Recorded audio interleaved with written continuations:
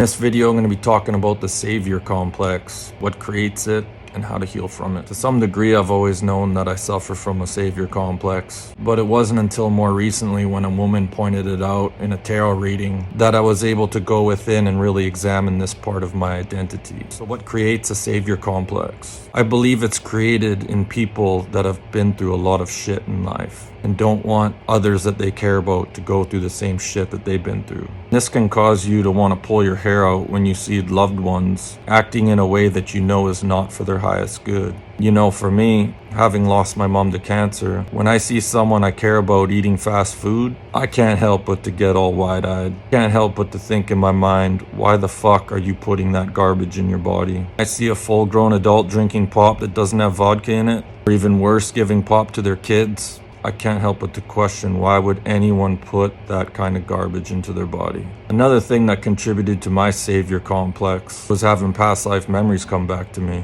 You know, I'm pretty sure my spiritual awakening created some PTSD within me. After my visitation that I had from the soul of Jesus on October 20th, 2020, I was taking a shower at my old man's house. I not only got to experience what true love actually felt like, that made me aware that many people on this planet don't truly love themselves. I started to have past life memories come back to me.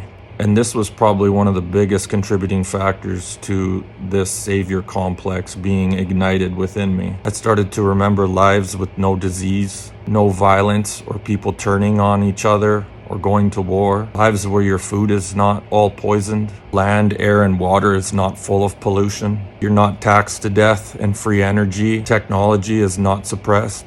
Having all those memories come back to me kind of fucked with my head a little bit. You know, I have a pretty close connection with the creator being of our universe that some people would call God, and throughout my healing journey, I've often expressed to him how I disagreed with this reality. I see it as souls being set up for failure. Right before I had a fallen angel attached to me in 2020, I even astral projected and tried to have this place shut down by calling in beings from other realities to come in here and take things over, but I was greeted by a very, very, very large being and shown that that was not going to happen. So I look at society today and I see many people very similar to a pig content rolling around in its own filth. I see many unhealed, depressed people satisfied with a very low quality of life.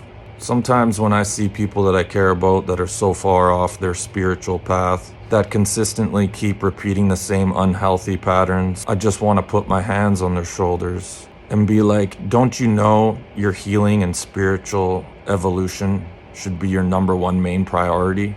Evolving spiritually and being able to ascend out of this reality, in my mind, should be everyone's number one priority.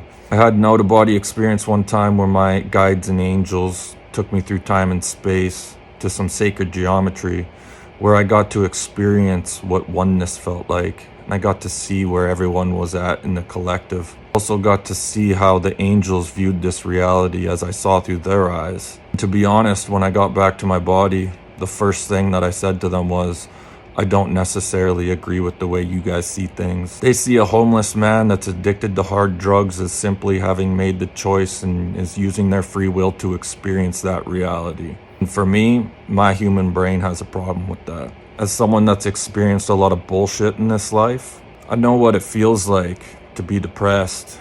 And I know sometimes we feel that we need to use crutches or vices to help us numb the pain. So how do we heal from a Saviour Complex? Well, to some degree, unfortunately, you have to stop caring so much about the people you care about and people in general. You become the example. You become what you want to see in the world, right?